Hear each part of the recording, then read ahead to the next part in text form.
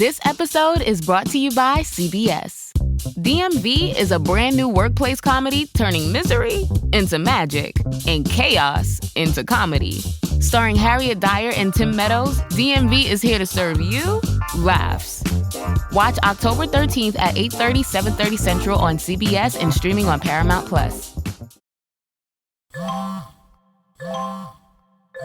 When did making plans get this complicated? It's time to streamline with WhatsApp, the secure messaging app that brings the whole group together. Use polls to settle dinner plans. Send event invites and pin messages so no one forgets Mom's 60th. And never miss a meme or milestone. All protected with end-to-end encryption. It's time for WhatsApp. Message privately with everyone. Learn more at whatsapp.com. Unfiltered discussions. Unexpected guests. No topic is off limits, from sex and relationships to the human condition, personal anxieties, and so much more. The only talk show of its kind in the world. This is The Last Show with David Cooper.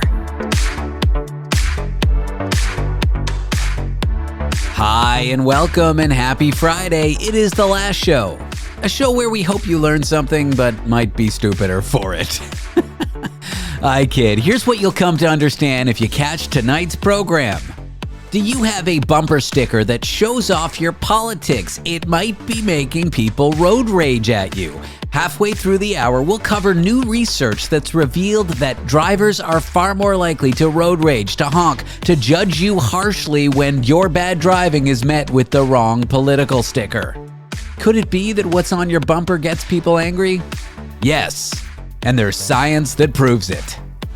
And later in the hour, he was rescued from hurricane floodwaters. Now, he's a social media superstar. It's not a person, it's a dog who literally talks by using more than 100 buttons. He also just won the title of World's Cutest Rescue Dog. So we'll chat with this pup's owner. We'll get a heart-melting story. And I'll ask, can a dog really talk by pushing buttons? I'm not so sure. That's just a fraction of what we'll cover on tonight's show. There will be more. You will learn more. But for now, let's dive in. Want to be part of The Last Show with David Cooper? Call us and join the conversation. 1-888-505-6644. In the London Tube Transit Authority news, we are joined by foreign correspondent Tony Five from his flat in England, where he has some controversy to report on of cats on the subway. Tony, welcome to the show. David, my friend, how are you? Yes, we call it the tube, not the tube, as you say. The tube. Yeah, the metro system, the subway system, the London Underground, the first of its kind, like the Paris Metro. Wonderful place, but basically an animal charity has slammed TfL. What would you call TfL in this day? So TfL is Transport for London. Do you have an equivalent there? Yeah, I'm from Toronto. We used to call it the TTC, the Toronto Transit Commission. I'm in New York now. It's the MTA, the Metro Transit Authority, Metropolitan Transit. Okay. Every city has its own authority over its transit, and that's what the TfL is in London. Yeah, localized rather than national. And basically, they've been posting on social media, Instagram. I don't know who runs these corporate Instagram accounts, but I do find these people quite funny. And they basically encouraging owners to bring their cats on the underground, cats on the tube, in various holsters or packs or whatever it is. And animal welfare, again, David, I'm going to use my favourite word, has taken umbrage, my friend. Umbrage! They've taken umbrage with the fact... Should we call your role on this show just the Umbrage Chronicles whenever we cover local news? The Umbrage Chronicles, because there is umbrage being taken left, right and centre, my friend. And yeah, basically, this cats protection charity had said, they object to it, it's unsafe. The cats can sort of jump out and chase things and run on the lines and all sorts of stuff. It's also loud and scary. I would never bring my cat Tomato on the trains because he would lose his mind. It would scare him so much. The sights, the smells, the people, the noise, the vibration. No, thank you. I kind of agree with this charity or whatever, because most cats can't handle their you-know-what on the subway. I mean, I'll be honest with you. There are two outstanding statements made by the behaviour manager of the charity. The first one: imagine if a panicked cat got free and ran along the tracks. It could shut down the tube lines and bring London to a standstill. I mean, I'll be honest with you. A cat running on a track isn't going to bring one of the biggest cities in the world to a standstill. Are you saying there won't be a municipal holiday? Everybody just won't go to work and school because of one cat loose in the tube? And then TFLs, they've got something called the COC, which is a condition of carriage. And it says they currently allow assistant dogs, fantastic, any other dog or inoffensive animal. So all I can imagine is this highly racist rabbit that is not allowed on the underground.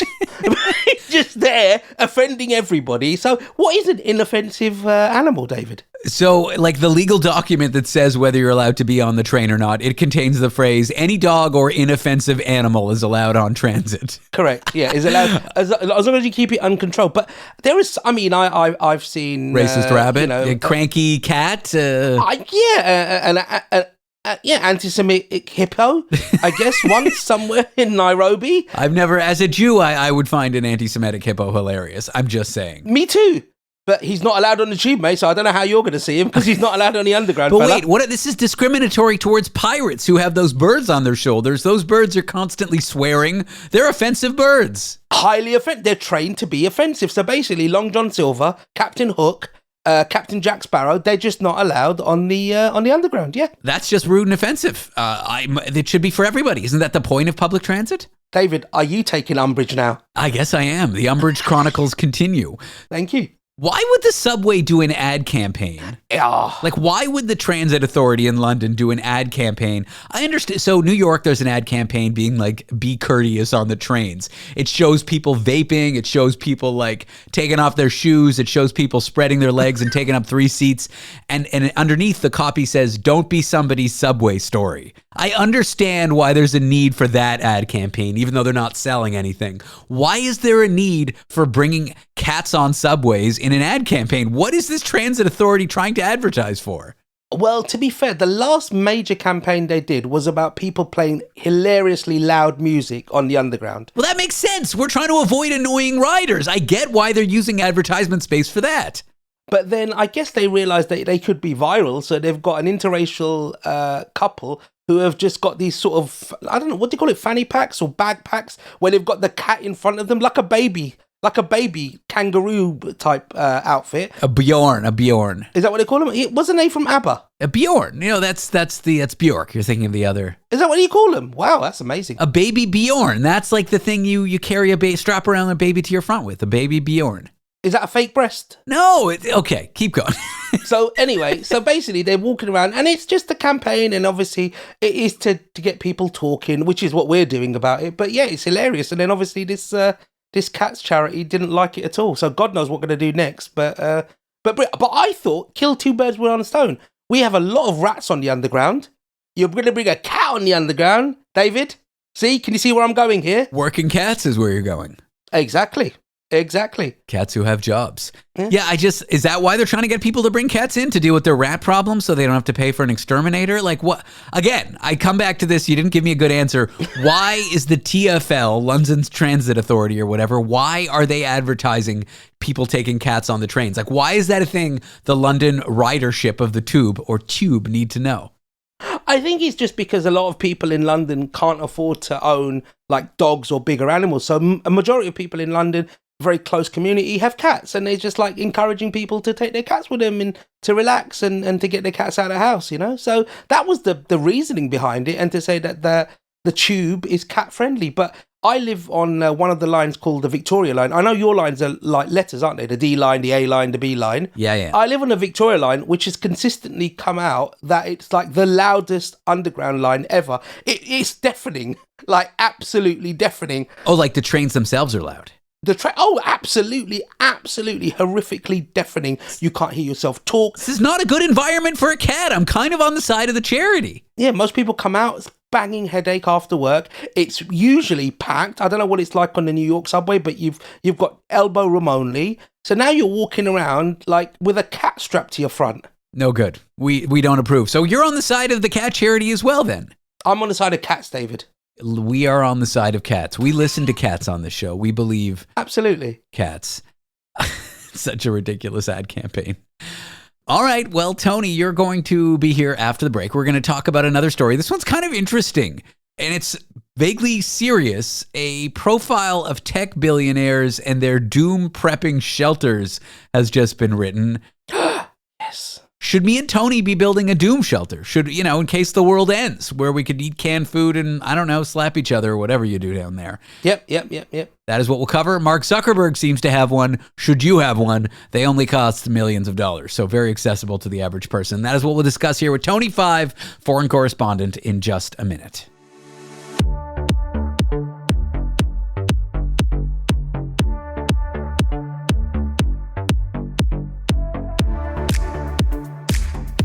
Want to be part of the last show with David Cooper? Call us and join the conversation.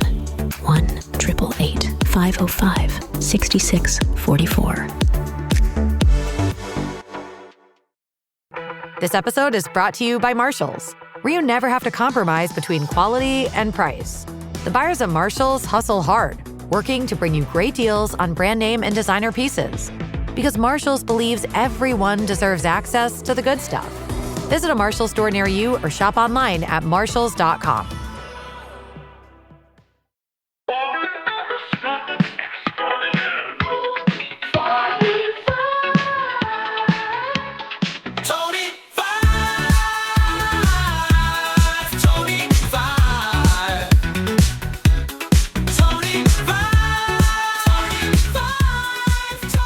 I'm David Cooper. This is The Last Show. Doomsday shelters. Should you have one? Why are tech billionaires creating them? Doomsday prepping.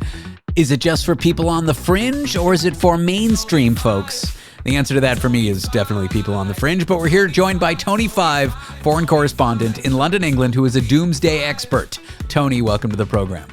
David, I can spend days thinking about doom. It's an amazing thing. These billionaires have been buying little projects. Now, now this is not confirmed or corroborated, so people don't know. But Mark Zuckerberg, I think it's about 10, 11 years ago, he bought this huge compound, started work on his place, Kulu Ranch. That's the one in Hawaii. That is like a serious compound. Yeah, so he was asked, are you making a doomsday? He said, no, it's just the basement. It's a little shelter. It's 5,000 square feet, David. Just a little basement. Just a little bunker, yeah. And he's bought like loads of properties all over the place. He's bought another 7,000 square foot underground area in like California somewhere. And it's kind of like, obviously the conspiracy theories go out crazy thinking, what do they know that we don't know? I've always wondered about them. Until I actually saw an underground bunker. So there are two underground bunkers that I've actually visited. There's one, the Churchill War Rooms in London. So during the World War, Churchill went underground and he worked from there. There's another one, and it's signposted from the motorway, secret nuclear bunker. And you follow signs to the secret nuclear bunker, which has been let open to the public, which I always find quite strange. It sounds secret. Where is that in England? That's just in the verge of... If you type in Kelvedon, so it's Kelveden, Kelvedon, hatch, and it is a secret nuclear bunker that's been open to the public, and it was built under the hatch, under an area called Kelvedon. It was done in complete secrecy, so people in the town had no idea that underneath their town was a fully functioning, like, mini city. I'm looking at signs in the town for tourism, and it's like, church, gas station, secret nuclear bunker. That's it. I don't think the people in the town understand what the word secret means. I'm just saying. Not at all. Not at all. I like the fact that there are signposts to the secret nuclear bunker, but apparently it was all compartmentalized. People didn't know what they were building, and it was built probably in like maybe the early 20s and 30s, 40s, or whatever. And up until maybe about 20 years ago, it was part of the MOD, the Ministry of Defence, and then it's obviously gone out of date, and so it's gone back to the farm, and now it's a tourist attraction. But I found it fascinating. I don't know whether could you live in a bunker? Could you live? No, that ain't living. You know what I'm saying? If there's like a big apocalypse on Earth, I don't want to go eat canned food and like have crank generated electricity and have to read the same book over and over. That ain't living, Tony. I just hope that like I get destroyed first so I don't have to suffer. So you're one of those ones. You want to go out with a big explosion and you wouldn't want to live under. I think I'd want to try to repopulate the Earth. Yeah, the problem is you have to find willing participants. I'd take condoms, so I'd be fine. But yeah, so Mark Zuckerberg and all these billionaires, like we have little bits and pieces, like we'll see housing plans filed with cities, Yes. and it just says basement, but it's huge and it's expensive. Should we be worried? Should the average person be worried and want to build a bunker because rich people are doing it? That's the great question. I myself know, but I feel like there's people out there who will hear things like this and think, maybe I should make a 15 square foot bunker in my basement. That ain't living, first of all. And second of all, I don't know. I mean, there are people that are getting apocalypse insurance. Now, how the hell does that work? Who are you calling when the apocalypse hits? I mean, is Geico got some sort of helpline that goes beyond the grave? There's an apocalypse insurance, I think. No. That's just what wealthy people are calling their bunkers. They're calling it apocalypse insurance. It's insurance for them that if the apocalypse happens, they'll be able to live in some capacity. Oh, I thought it was a policy, my friend. No. Yeah, you call Geico. Hi, the planet's been bombed. Could you send an adjustment guy out? Yeah, fair enough. But I mean, it's very interesting, and you do sometimes think whether there is something coming. I know there's a big asteroid in space at the moment. People are talking about. There's always been sort of doomsday conspiracies, and people think it's the end of the world. Sure, whether it was the Mayan calendar or year 2000, whatever it was. Yes. But I feel like these billionaires should be investing money on fixing the Earth, so that an apocalypse doesn't happen, because who's the most powerful people? If an apocalypse does happen, who is most likely to be behind it? The very powerful and very wealthy. They're the ones that could actually prevent it with their money. Yeah, they could build a big space laser, couldn't they, and blow that stuff out of the air? I think it's a good idea. Well, that is that. Tony, what are you up to this weekend? My parents are visiting me this weekend, which is always such a... Oh, forget about what I'm doing. Good luck to you. The archetypal Jewish parents are visiting you in New York City, baby. What are you guys doing? I don't even know. I usually take them to one show, and they're always like, get tickets to get tickets to get tickets. And they're always so expensive to buy 4 Broadway tickets. Yes. Okay. And they always say they're going to pay me back, and they never do, and I'm too prideful to ask. So it ends up being so expensive for me. Oh, bless you. What are you going to take them to see? It's a show called Art with Neil Patrick Harris, who I like. Oh, I like him. James Corden, who I guess some people like. And it's supposed to be about these like brothers or friends or whatever who buy this expensive piece of art that's just a blank canvas. And one of them is like a snobby art person, and they seem to think that it's worth something, and the other ones don't. And they just argue about it for an hour and a half. Seems like it could be funny. Okay. Is it a famous play? Is it a famous show? Yeah, I think so. It was in London, and I think it was in Paris. I'll let you know. And then I go out for dinner with them. I might cook for them. Okay. I haven't made them a meal since I started becoming a somewhat talented home cook. Okay. I don't want to oversell myself. Are you nervous? Like cooking for your parents? No, it's just like they're always around when they're here, And they used to stay at a hotel really far away from me, and I used to be like, why are you doing that? So then I told them about a nice hotel near me, and now they're a 3-minute walk, so they're just always on my couch, and they pretend like they're so active, but they're in their mid-late 70s, and so they're like, oh, we're going to do these things. We're just going to sit on your couch for a second, and then I'm sitting in my house. My 70-year-old parents are sleeping on my couch. Tony, you travel with your mother a lot. What do you do with your mother when you're like having to hang out with her? Tranquilizers. Are those easy to get? Can I just get them over the counter at the pharmacy? Yeah, you can just buy them from any Walmart. Yeah, I tranquilize my mum, let her sit down, cover her up, and jobs are good. And my friend, back on Tinder. No, my mum's quite easygoing. She can quite happily sit there and just sort of look out at the ocean or play on her iPad and stuff. But I can imagine your parents are a lot harder work. I can imagine them just giving you hell. Yeah, they just sit around. When I visit them, it's like there's things for them to do. I'm on their turf, and so I got downtime. It's like there's no downtime. So they're here for 2 days, but it's like the longest 2 days in the world. Oh, do you feel like you have to fill the gaps of silence? Do you feel like you have to entertain them almost? A little bit. Yeah, I do feel. Oh, yeah. dude. Yeah. That sounds very painful. So when are they coming? Tomorrow. And when are they going? Monday morning. But what should I do with them during the days? Monday. Ooh. Yeah. It's 2 days. That's it. But what do you do with them during the day? Like take them for a walk? My mom's got a bum knee. She can't really walk that well. I guess I got a TV in my living room now. Maybe I'll just watch TV with them. Yeah, just put it on as background and then, like, make them criticize. Are they the sort of parents, like, if you made food, will they go, oh, no, David, you don't do it like that? Will they criticize you? Absolutely. Will they talk to you about your work? Okay. Oh, yeah. Right. Everything. Right, okay. Why? And then, like, why aren't you married yet? Why don't you have kids yet? It's the same every time. Yes. So basically, it's a sort of it's like a torture, isn't it, you're going to have over the weekend? It is. If anyone out there knows what you should do with your parents when they're visiting you, give us a call, 1-888-505-6644. I'll have the line open at the break. I'm open to any suggestions. I'll take them right now. Tony, I'll give you a report of how it goes after the weekend. Yeah, like we can talk about a post-torture report on Monday. That'd be great. That sounds good. Anything you're doing this weekend? No, I'm still using my headset to make me feel better, my Magneto headset that we spoke about recently, and I'll probably spend the weekend just with my dog Frank, just chilling. I wish I was spending the weekend with your dog Frank.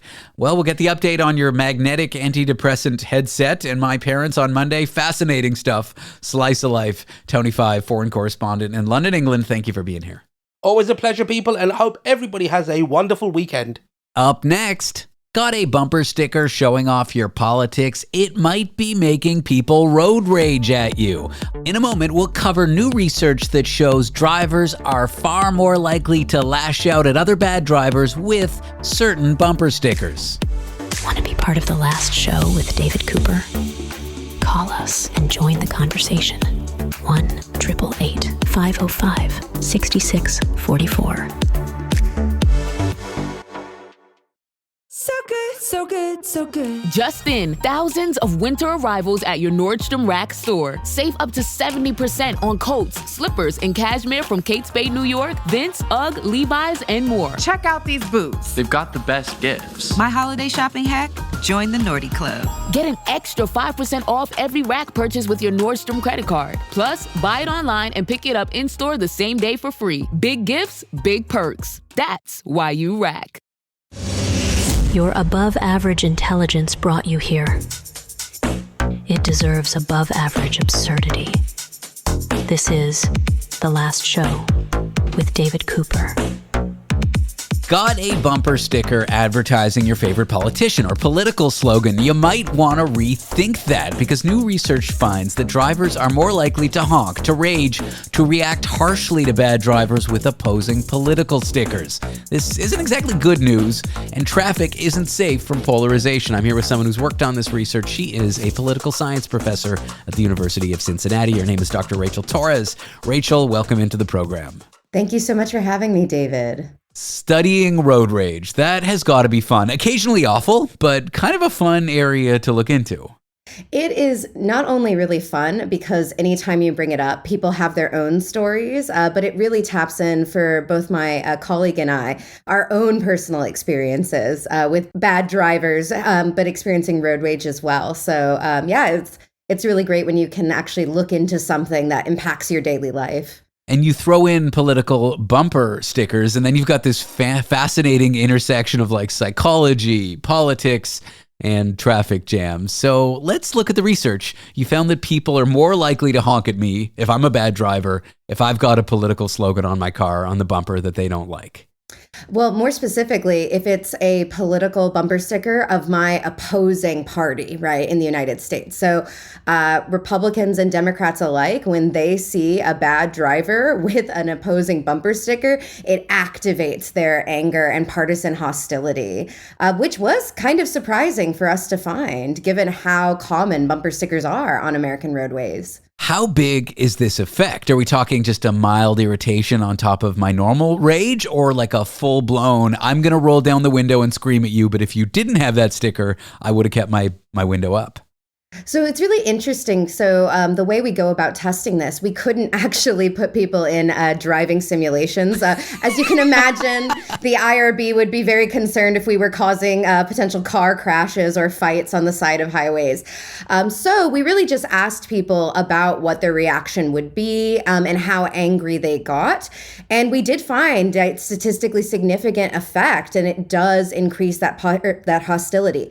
However, you bring up a good point, which is that people are going to probably sanitize their reaction to a certain extent.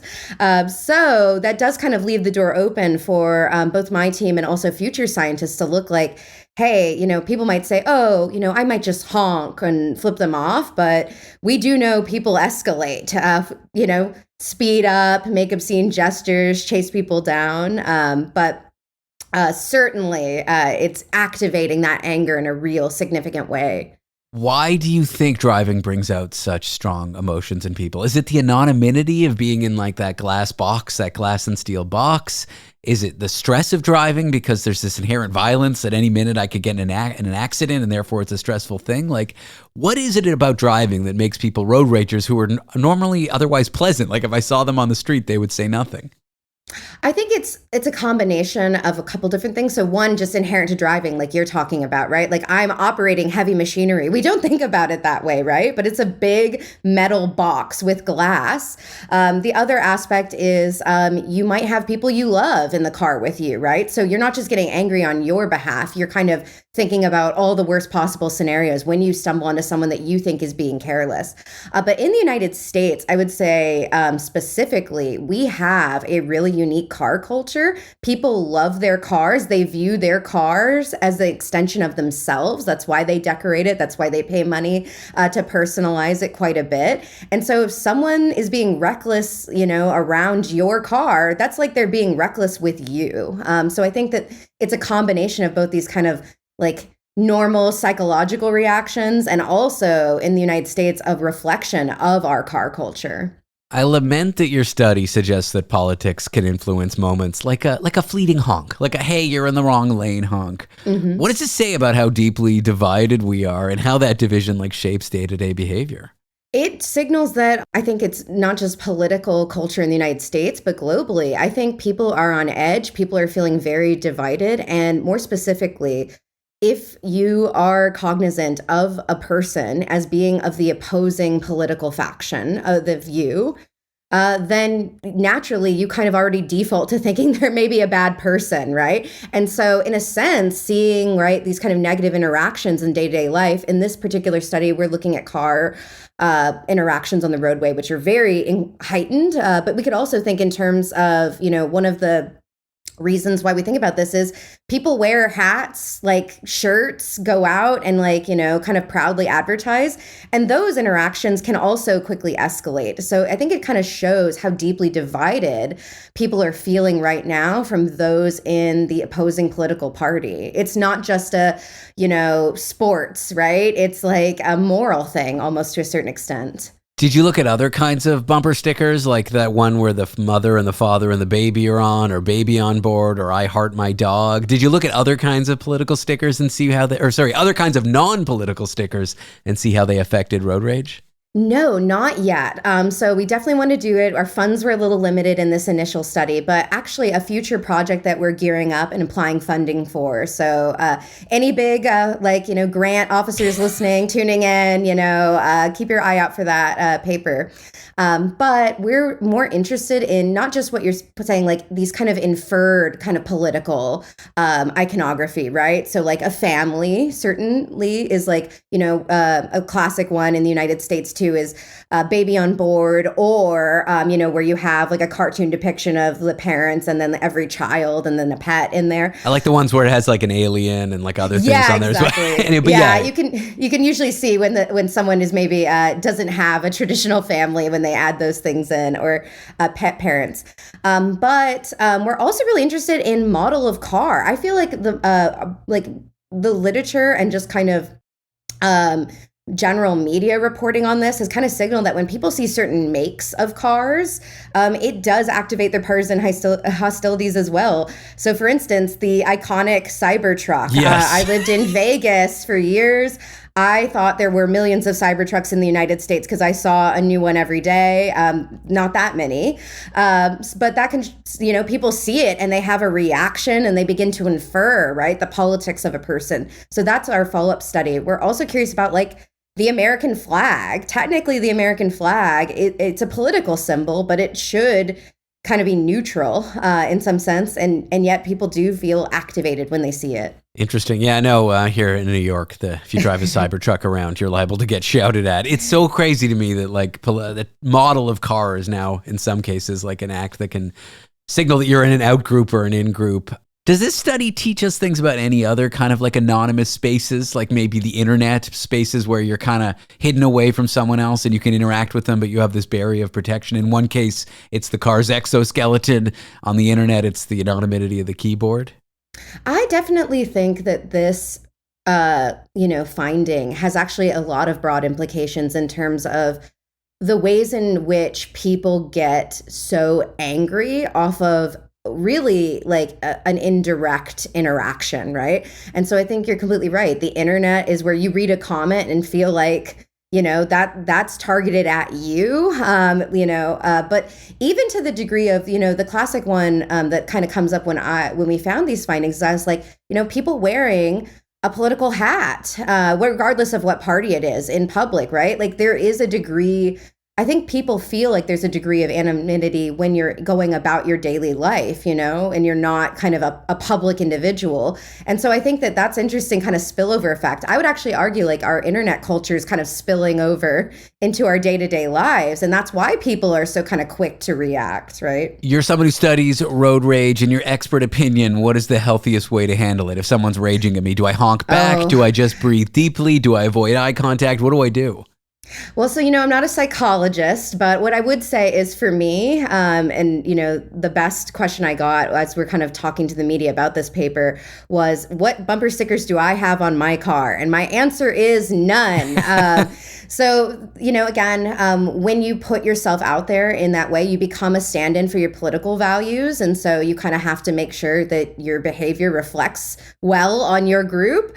But in terms of specific road rage advice, I just say, take it easy. You don't know what's going on in that other car. There's and if you extend grace, people will extend it to you. Well, Dr. Rachel Torres is a political science professor at the University of Cincinnati. Rachel, thanks for talking to me about your paper. I appreciate the chat.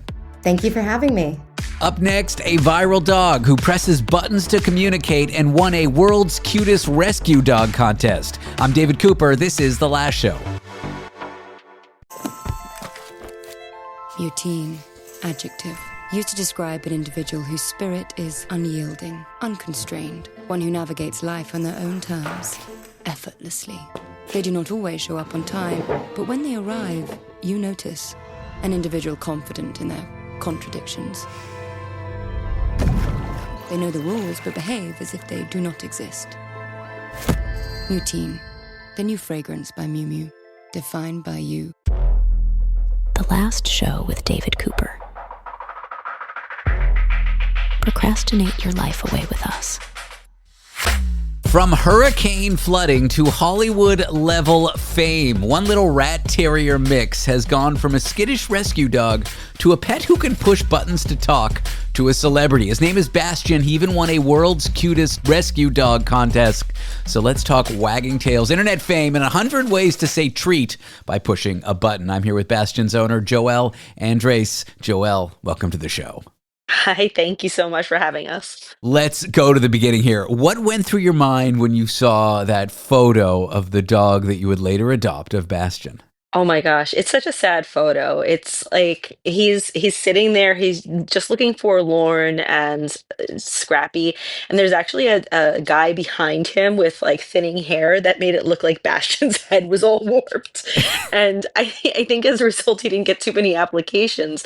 But I saw his soulful eyes and I said, I don't know, there's something more to this dog than just this scrappy looking thing. So you drive through a horrible rainstorm to meet him. What was meeting your soon-to-be famous pup like? Did you instantly know he was the one? That's how I felt when I found my cat. No. Did it take a while? It was kind of like, that's what I expected, was this love at first sight moment that so many people talk about. And he was just very dejected, quiet, skittish. He actually seemed unsure of me at the moment too when I first met him. Yeah, word. He's like, yeah, that's right. I have a vet on the show occasionally, and when I'm interviewing him, dogs bark in the background. I feel like it's a part of the interview, so do not worry about that. Oh, well, he said word. Like he's in agreement. Like, yeah, I wasn't so. He was a little sus about us too.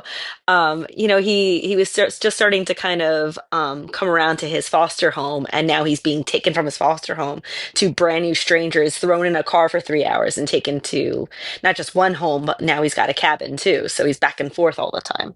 It was a lot of transition for him in a short amount of time. So you rescued him from the flood waters of Hurricane Florence. When I rescued my pet, all we learned was that he was found under a car. How much do you know about his rescue background and how much do you know when you adopt a pet like that?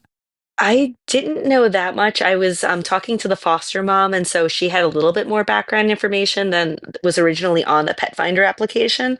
So she said that, he was found in the floodwaters with his sister. His sister was also up for adoption and got picked at the event that they had in New Jersey. And that's pretty much all we had. That and the best guess at his age and birthday. So you bring him home. At what point does his personality start to blossom? At what point do you realize, oh, he's a happy dog now?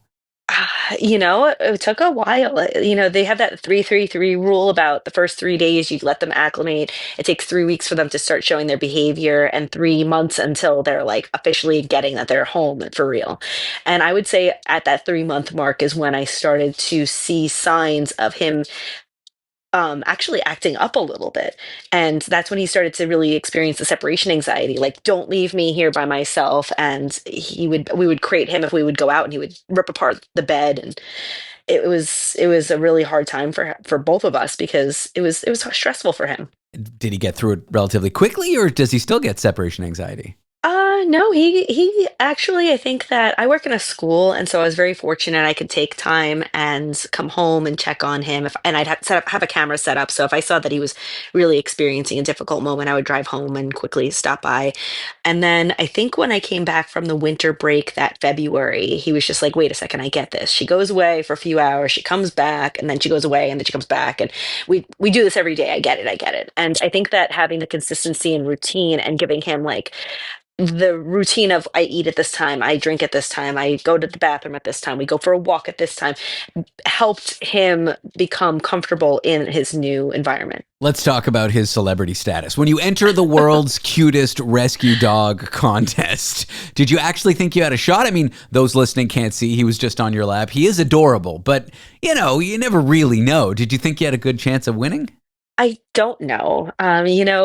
There's just every dog's so cute, and they all deserve to win because they're all good boys and girls. Yeah, exactly. It sounds so cliche, but of course I think that he's the best because I picked him myself, and I think he's the absolute cutest. It's very validating to have the title now and be able to tell everyone that it's official. But yeah, I had no idea. And then when I saw that Tiki was in the running with them, I was just like, "Ugh, I would have voted for Tiki also."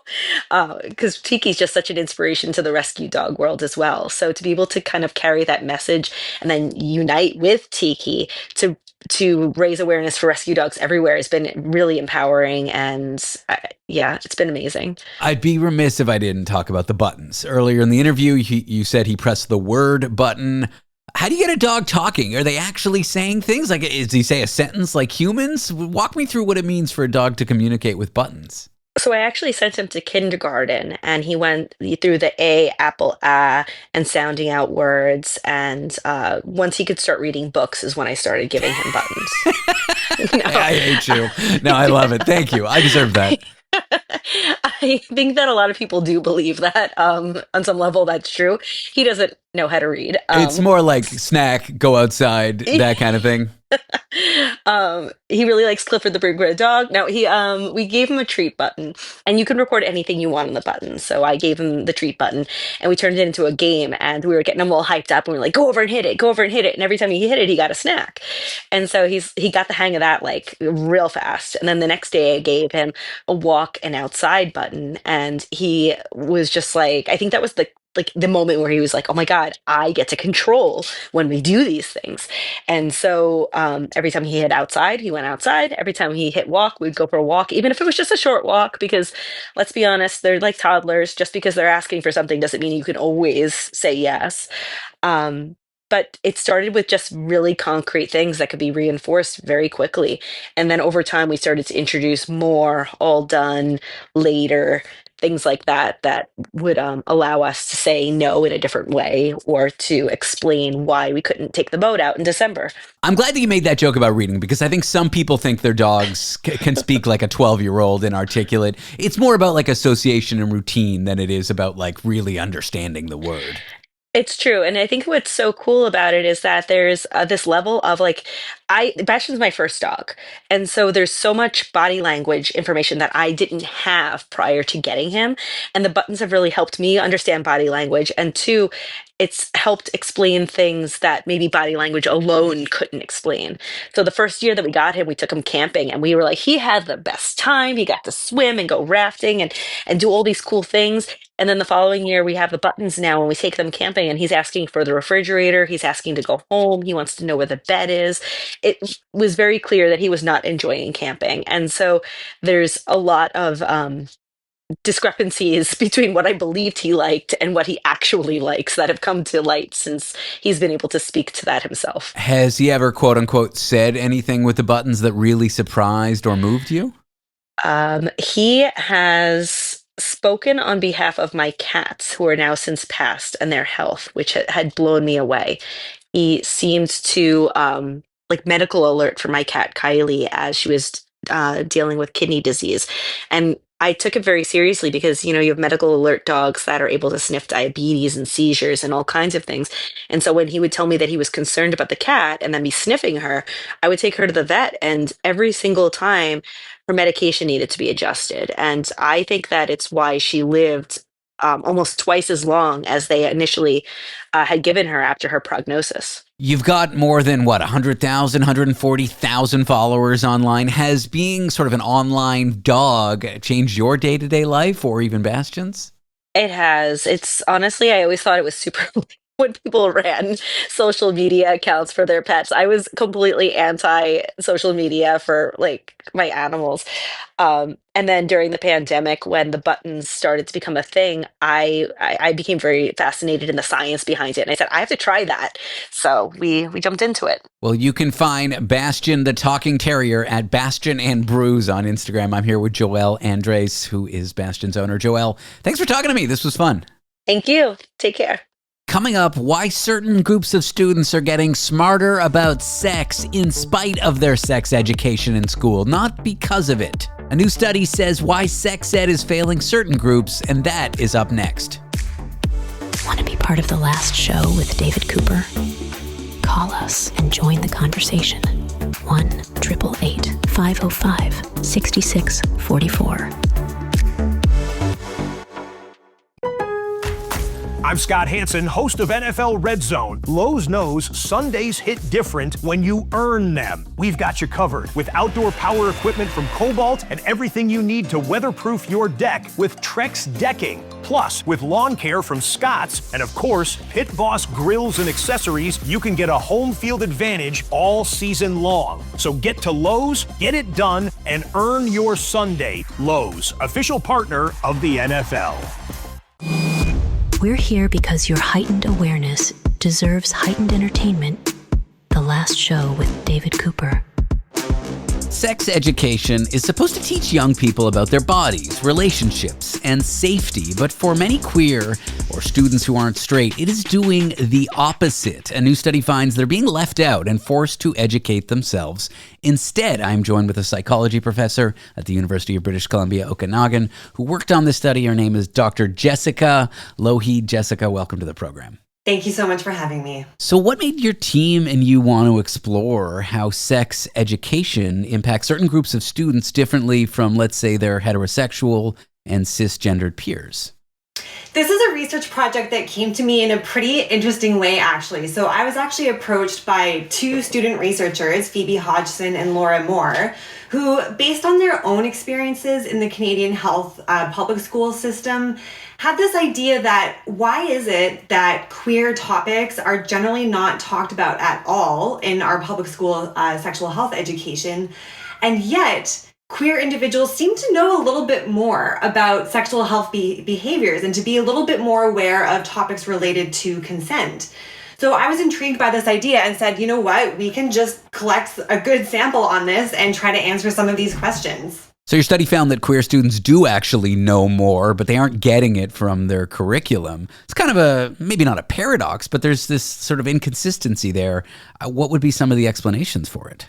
Yeah, so just to talk a little bit about the results, as part of our survey, so we surveyed over 900 young adults throughout Canada with representation across all the different provinces and territories.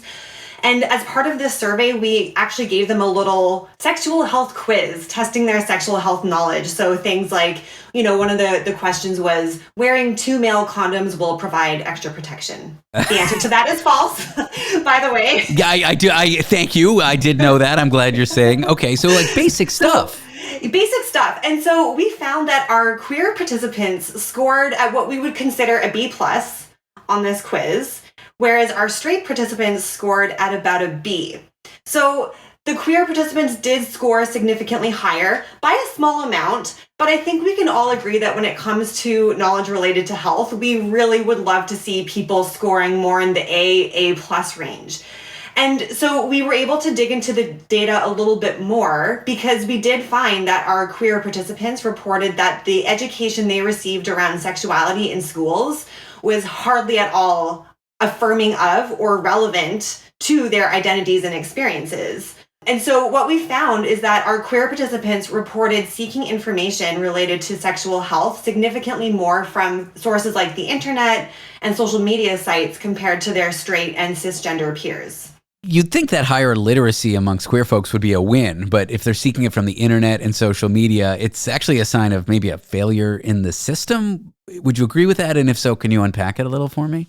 Absolutely. So when we're wanting to learn about something, it's because we generally need to know more about it. We don't know enough. And that means that we're not necessarily the best critical consumers of sources of information. So while it was great that our queer participants reported a little bit greater sexual health knowledge, there's always a risk, especially with the level of misinformation on social media apps these days and also internet sites. It could be really hard to know what those quality sources of information are. And then there's this added layer of all that time spent in these Canadian sexual health education classes where these students are probably feeling alienated and bored, and then the extra kind of cognitive and emotional load that goes into, well, I really need this information now or soon, and how do I get it? Let's just find something that seems good enough. Zooming into this feeling of being alienated or bored if you're in a certain group during sexual education in school, what's the impact of that? Or can you say more about that feeling? Yeah, so one of the things we know about what can help make sexual health education effective is when students feel like it's relevant, which seems like such a basic thing to say, but I'm having conversations with undergraduate students in my classrooms right now and stuff like that, even just the other day, where they were sharing things with me that a large part of the sexual health they received in their classrooms for girls, it seemed to be focused on things like body image, which is kind of a few degrees separate from safer sex behaviors. And for boys, conversations sounded like, and this is maybe just obviously anecdotal, but for boys, they were learning more about how to put on condoms and how to not behave aggressively. So we do know from research that when students are motivated to engage in the material, they retain the information better, they're much more likely to use it, and me and my team would say that at a bare minimum, information just has to be relevant to the students in that classroom. I'm remembering my fumbly awkward gym teacher just like putting a condom on a banana and saying any questions, no one put up their hand, and it was weird and we didn't learn much. If sex education were more inclusive, such that we wouldn't see results that you're seeing, how would you structure it? How would it be taught differently? Well, that's a really great question because right now there are a lot of conversations going on where I'm located in British Columbia right now. I see a lot of concerns from parents about phrases like comprehensive sexual health education. I think people hear that word and get a little nervous about what it means. I think to them, maybe the comprehensive part means that they think it means that their students will be taught how to have sex or how to engage in risky behaviors or any of these kinds of things. But when we're talking about comprehensive sex ed, what it actually means is presenting the full spectrum of scientifically based information about healthy sexuality. It also means making sure that it is inclusive, regardless of people's cultural backgrounds, gender identities, sexual orientations. And what we know is that when those elements are baked into the sexual health curriculum, students and young adults and youth are actually more likely to delay engaging in sex behaviors until they're ready for it.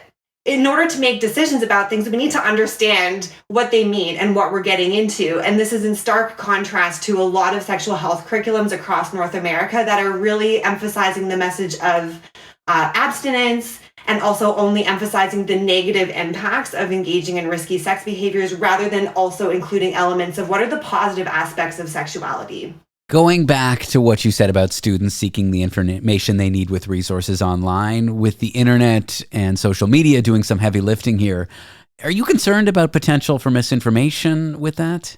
Absolutely, I am. Yes. We see a lot of misinformation these days, especially in any kind of health-related topics and sectors. And we have a lot of social media influencers who can be very convincing and who also have a large number of followers. And maybe not necessarily for the right reasons, maybe not because they're necessarily putting out credible information, but because they're more of these, if someone has a large following, then we tend to think, okay, well, they must know what they're talking about. But that's not necessarily the case. Your study comes at a time when there is some anti-queer and anti-trans rhetoric coming up in North America. Is the current climate making your research difficult? Is it making sex education being more inclusive a difficult thing to do?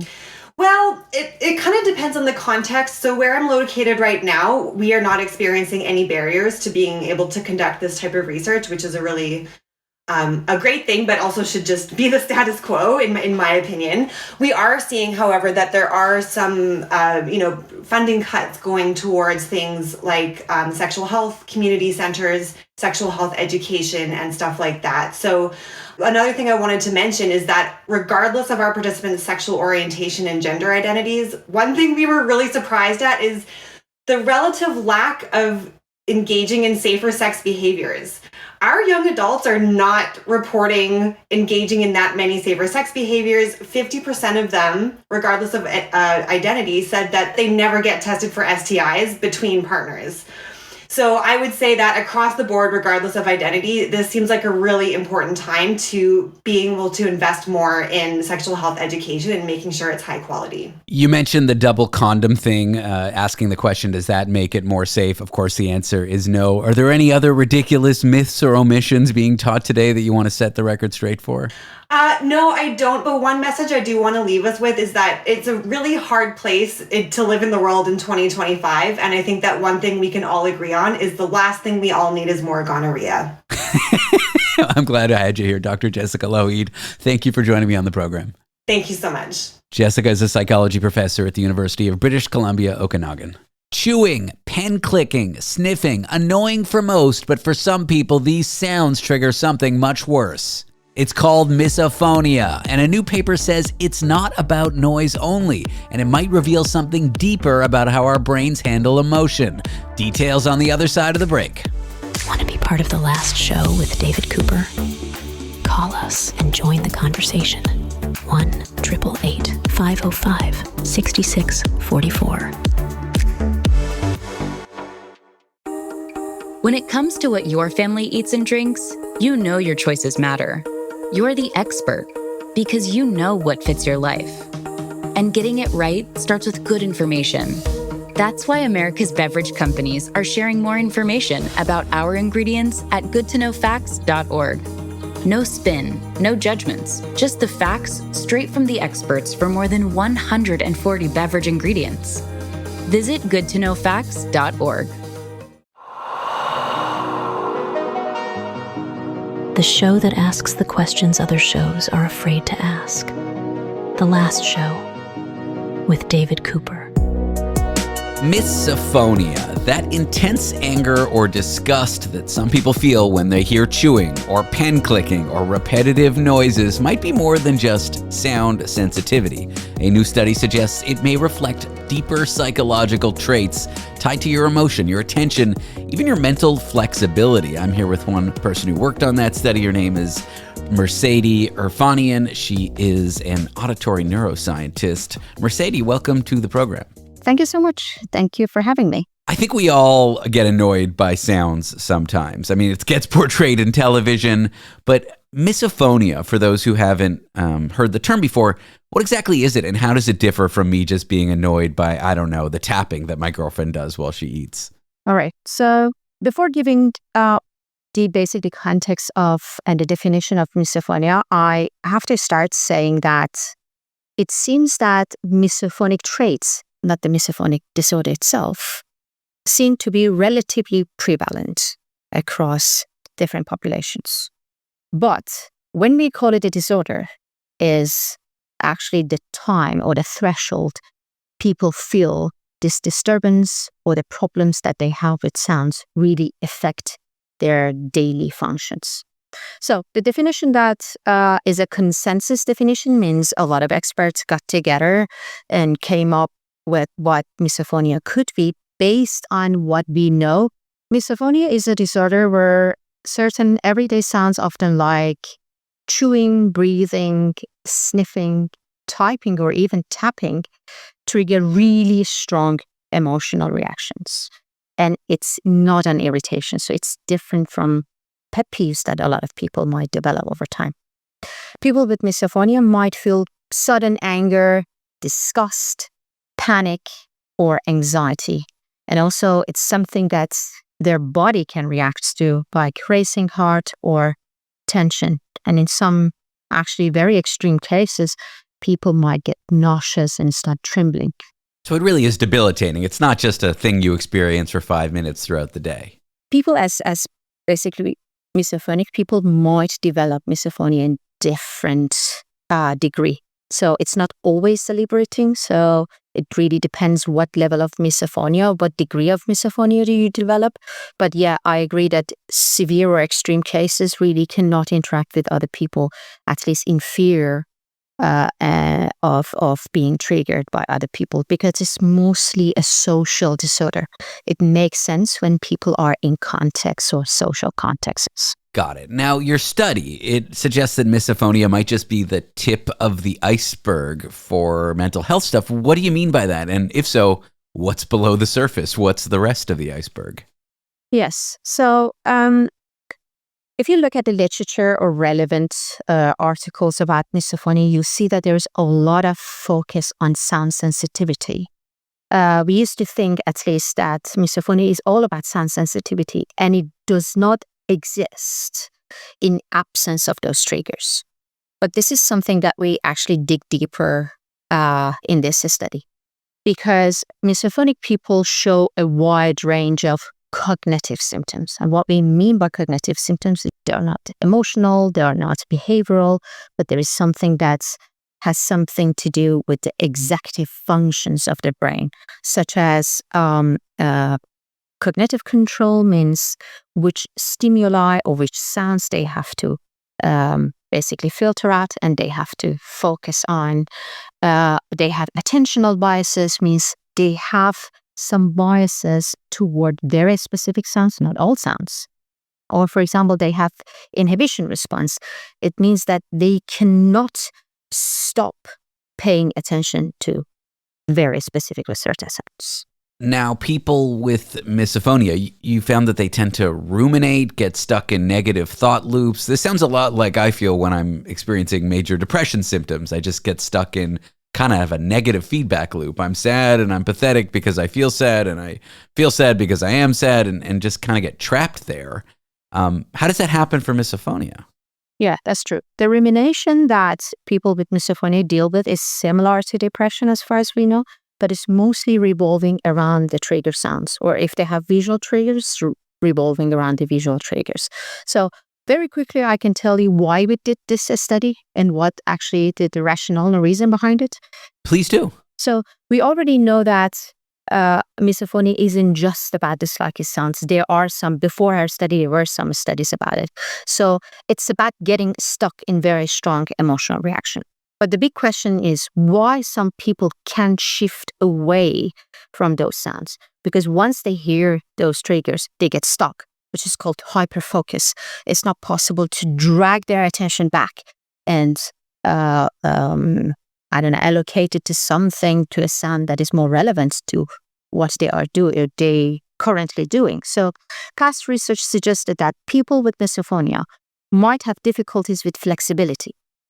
And what does that mean? It means that people have flexibility in general, means ability to shift your thoughts and your attention or your emotions when situation changes.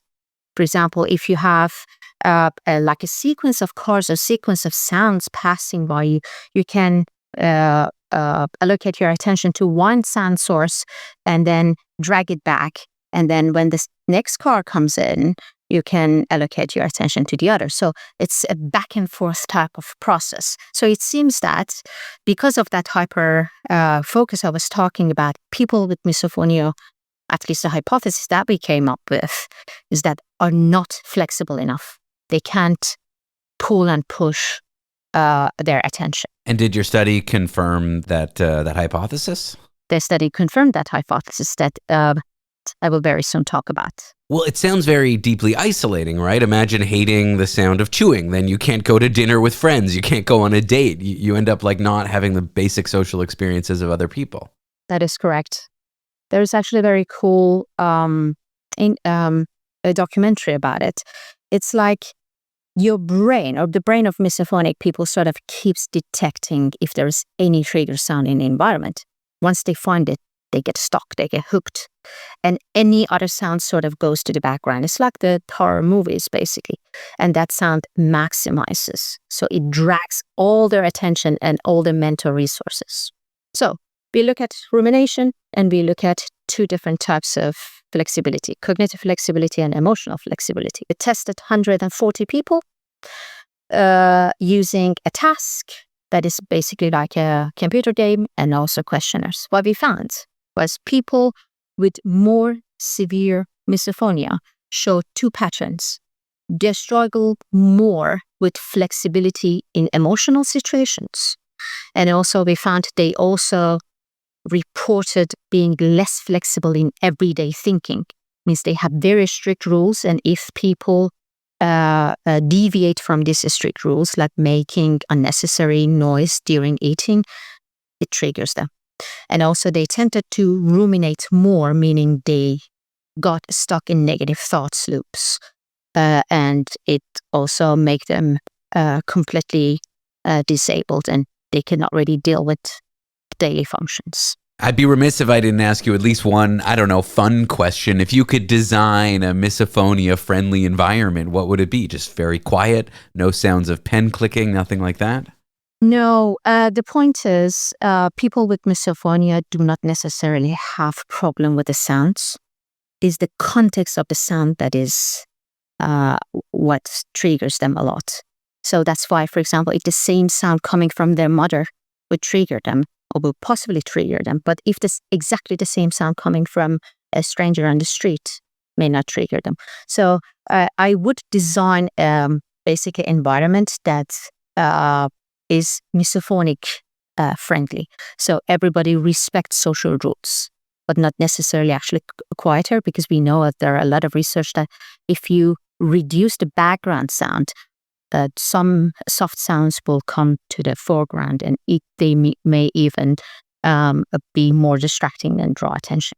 Well, Mercede Erfanian is an auditory neuroscientist who worked on this research. Mercede, thanks for talking to me. I've enjoyed the chat. Sure. Thank you. Remember during the pandemic when people clapped for essential workers? Turns out that didn't last. Our garbage collectors, trash men, they were seen as heroes during the pandy, and now they've gone back to zero in the public eye. And that says things about us. I'm David Cooper, this is The Last Show, and that conversation on the other side of the break. At Blinds.com, it's not just about window treatments. It's about you, your style, your space, your way. Whether you DIY or want the pros to handle it all, you'll have the confidence of knowing it's done right. From free expert design help to our 100% satisfaction guarantee, everything we do is made to fit your life and your windows. Because at Blinds.com, the only thing we treat better than windows is you. Visit Blinds.com now for up to 40% off site-wide and free professional installation. Rules and restrictions apply.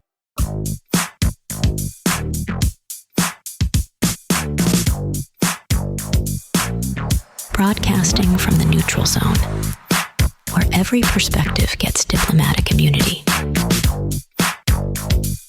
This is The Last Show with David Cooper.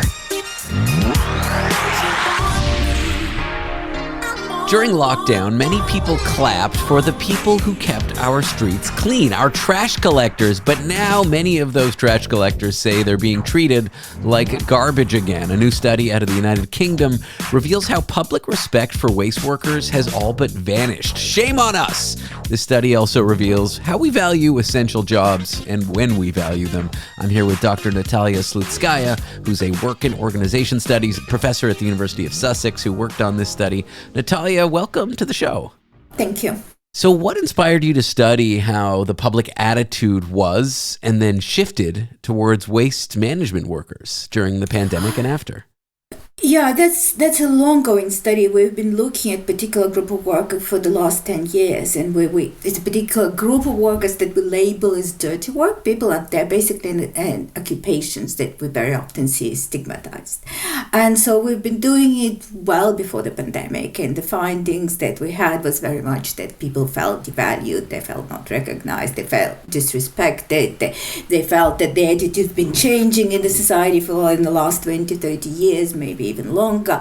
And so then the pandemic happened, and of course we all depended on them, and we all clapped, and suddenly we thought, maybe we will think about them differently. Maybe, and of course there are lots of studies that says this work has been always invisible, they have never been heard, it's something that they were always in the background, and suddenly they're not in the background, we're at home, we see them, we clap them, we talk to we wave them from the windows. And so during the pandemic and just after the pandemic, during the lockdowns and just after the lockdowns, we kind of decided, okay, maybe that this opportunity, this crisis then provided us with opportunity to revisit our attitude to those involved in occupations that traditionally we don't think of as very important. These are tough jobs, dirty jobs, necessary jobs. I live in New York City, and when the garbage workers go on strike, the city is horrific. We notice, we definitely. These people deserve our respect, and I guess it was nice for a time during the pandemic. So what were those interviews during the pandemic like? What were the workers saying?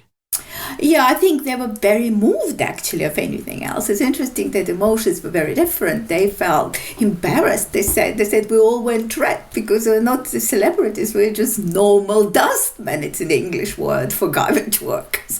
And so I think they felt that it was very heartwarming. Some of them talked about how they almost burst into tears, how nice people were to them. So it was nice. It was heartwarming. It was enjoyable. It was different. So we had all different adjectives, but these people definitely enjoyed being appreciated. They definitely felt that it changed the nature of their work, but also nature of their lives and their experiences. I wish we could end the interview right here because at this point it sounds really nice and uplifting, but let's talk about how that reversed, how workers are reporting, felt like they're being treated like dirt again. What are workers saying now? And if it's so negative, why did that reversal happen so quickly? Yeah, it's difficult probably to comment on why it happened so quickly, but one of the arguments we're making in the paper, we looked obviously at different theoretical ways of explaining it, is that maybe changed our attitude during the actual crisis because of our dependence on the workers. What didn't change, and I think that's the most important contribution in the paper, is the status hierarchies. We live in a society that's become much more hierarchical. So if you think about how we used to be in the societies where people were born into certain positions and that they could move from those positions into higher status positions, and what our workers were commenting on, that what they felt with the return of disrespect how they described it, that actually they feel that their status is never going to change, that we are returning to society, that people actually feel fixed, and we use the word status, fixity, they feel fixed in their positions. Yeah, of course, there could be multiple explanations to that, but the explanation that we're drawing on is it's a growing polarization in society that makes people feel that those two worlds are not interconnected in any way. They're not mixing with each other. They're not understanding each other. They can't relate to each other's concerns because of how far apart they are. And therefore, the status of their workers are never going to change because it's very hard for somebody who is living in this different world, what we describe in the paper is the winners of this world, to relate to those who are the losers of the contemporary world. Why do you think jobs like waste collection, which is so essential for basic public health, often end up at the bottom of this, social status ladder?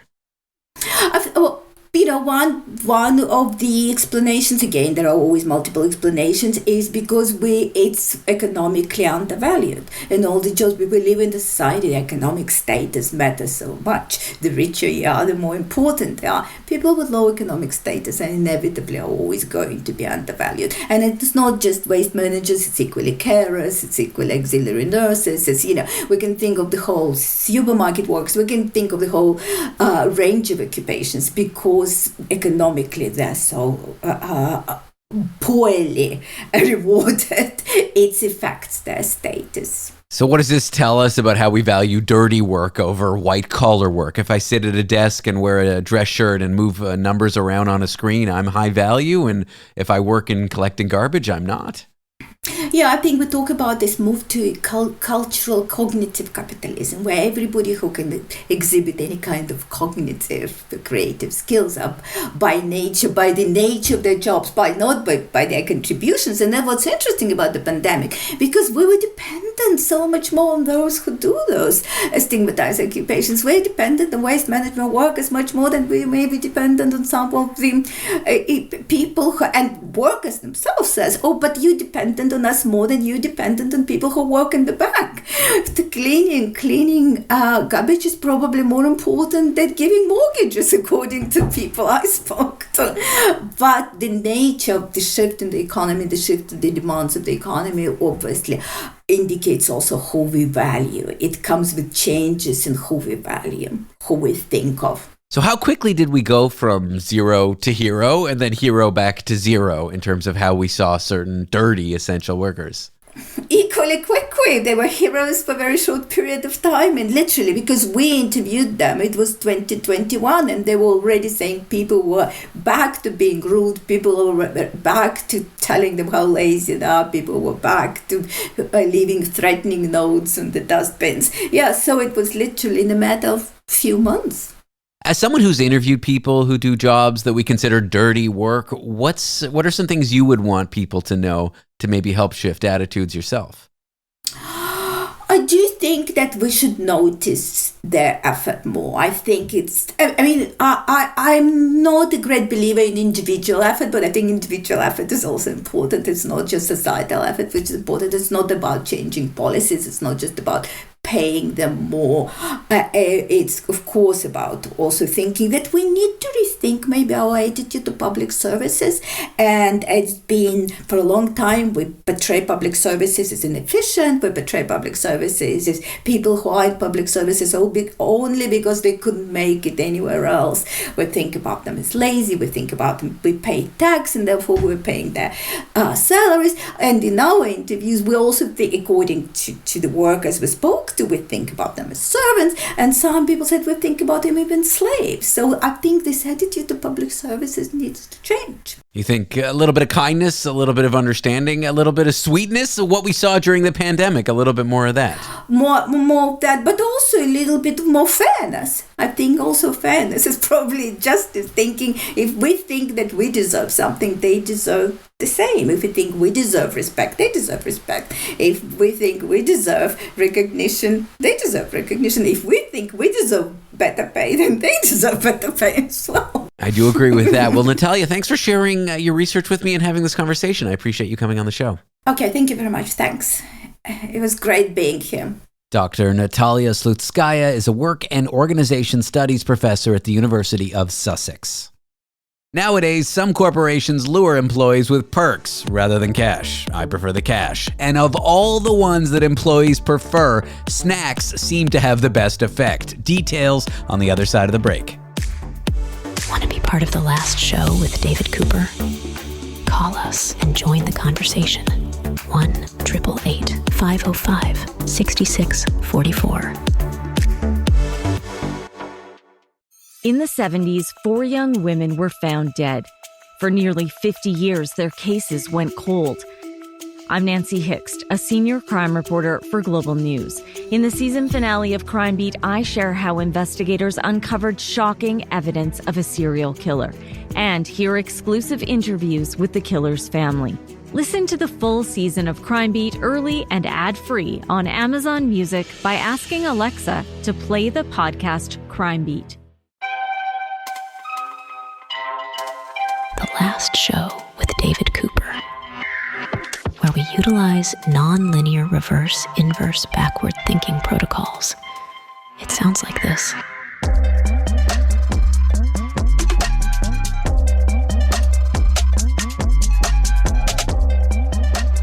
Big companies spend billions on wellness perks, but what really motivates their frontline workers isn't a gym membership. It isn't a flu shot. It's mostly just the free food and maybe social connection.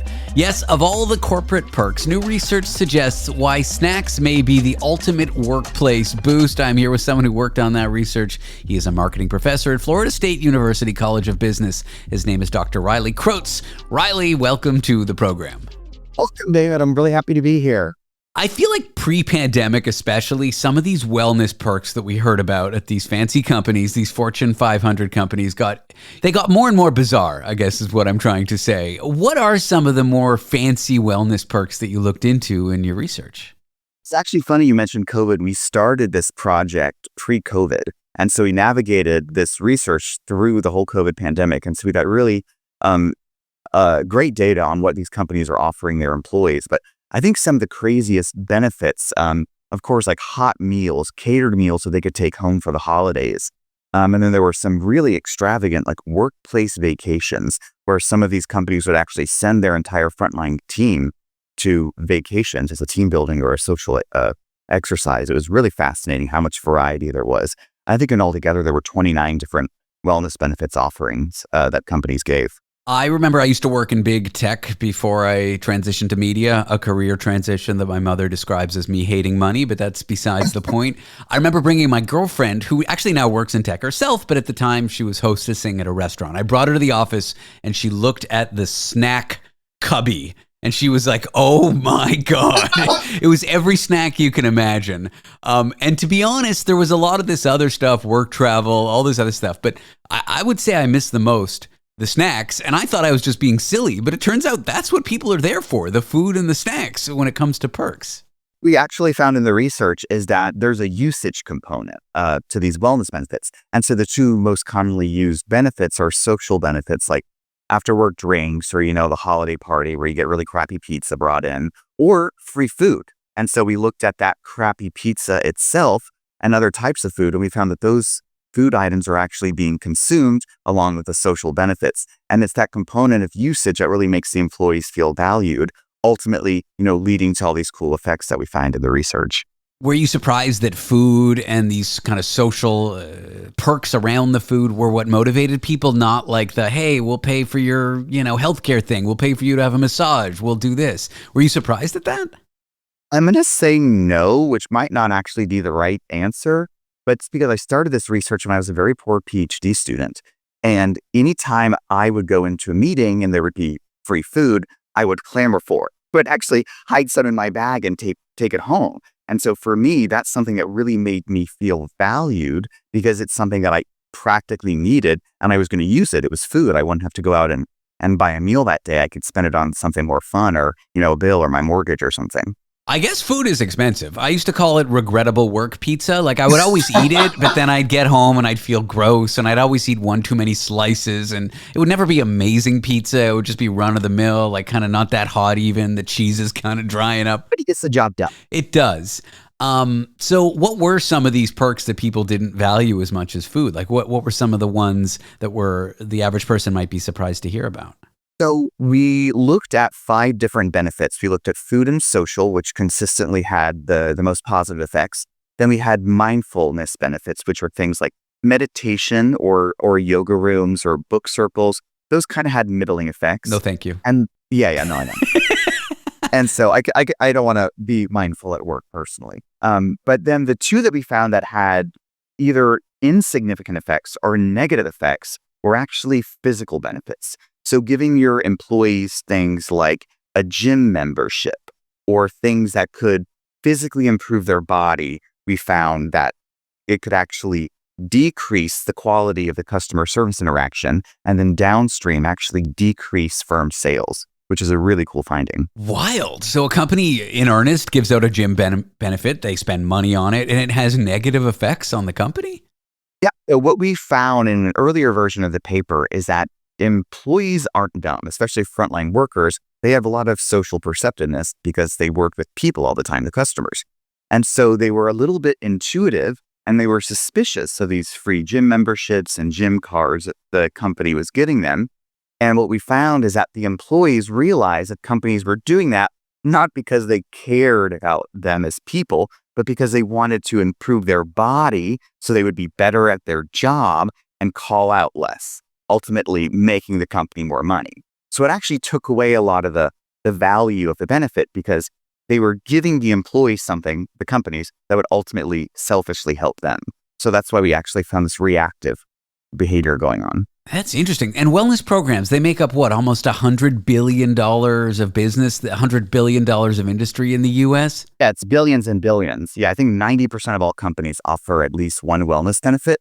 And what was really surprising is that 60% of companies, and our sample was US focused, actually gives employees money to spend on their own wellness benefits. So it's a huge, huge industry. I used to expense my nicotine gum to my employer because they had like $100 like open benefit. It just had to be somehow health related. Yeah. And as soon as I quit smoking, I started chewing nicotine gum. I'm not proud of this. I'm not recommending it, kids, but I chewed it for like 7 years. So they just paid for my gum. Based on the huge size of this industry and your research, do you think some companies are spending this money like in the wrong places? I would say no, unless it's, let's say, things like physical benefits, even health benefits, especially in a U.S. sample, is really used. But we control for things like the price that is spent on wellness benefits. And we actually had one study where we had grocery stores that can actually get food for basically zero cost for themselves. And we still found significant benefits for the employees and the customers. So it's not actually about the money that's being spent on the benefits. It's about the investment in the frontline workforce that makes the employees feel valued, and they ultimately repay that feeling of value by treating the customers better. And the cool thing is, because the customers have a better experience, they spend more money in the stores. So it's this win-win-win where the organization makes more money, the employees feel better, and the customer experience is better. And from a marketing perspective, this triple win is very rare, and that's why we were so excited about this project. We're talking a lot about big corporations, but to that end, what you're saying in simple terms, how would you advise a small business with limited resources to have benefits for their employees? What would you recommend? Like, I've got maybe my 5th employee. I'm just curious about giving them benefits. What would I do? I would say give them free food. So we, in this research, spoke to thousands and thousands of individual frontline workers. And so it's not about the scale of the company. You know, even if you had a single employee, or you are a mom and pop and you want to bring your wife, some food, it'll make her feel better and she'll treat the customers better. Or she can bring, her husband something. So it's not about the size of the company. It's actionable, and even small businesses can use this and have a very dramatic return on investment. And zooming into large companies, they're hugely successful, like, I don't know, Google or Amazon or something. Having a catered chef meal for your employees and a barista for your employees that you already spend so much money on, that's actually probably a good investment compared to other things. It is. We actually looked at the size of the meal, how much it costs, hot versus cold food, healthy versus unhealthy. And we just consistently, especially for food, found that it was one of the most impactful wellness benefits. So it's simple. And it's that social connection around it as well that really benefits? Yes, we actually find that the benefits of of free foods specifically are enhanced in positive work environments. And so regardless of the work environment, it's good. But if you have a positive, caring, supportive work environment, the positive effects are even stronger. All right, well, let's do lunch sometime. Employer paid. Riley, I've appreciated the chat. Thanks so much for coming on the show. I appreciate your time. Yeah, thank you so much. Dr. Riley Krotz is a marketing professor at Florida State University College of Business. That is a wrap on our Friday night show. Thank you for tuning in. Do not forget, the last show is available as a podcast. There's even some bonus podcast-only content that you won't hear on the radio program. Just head to www.lastshow.pizza to find out more details and subscribe. That's lastshow.pizza, not .com. We will catch you on Monday night, and I hope you have a very nice weekend. I am David Cooper, and this was the last show. Until Monday, like I said. Doug. Here we have the Limu Emu in its natural habitat, helping people customize their car insurance and save hundreds with Liberty Mutual. Fascinating. It's accompanied by his natural ally, Doug. Limu? Is that guy with the binoculars watching us? Cut the camera. They see us. Only pay for what you need at libertymutual.com. Liberty, liberty, liberty, liberty. Savings vary. Underwritten by Liberty Mutual Insurance Company and affiliates. Excludes Massachusetts.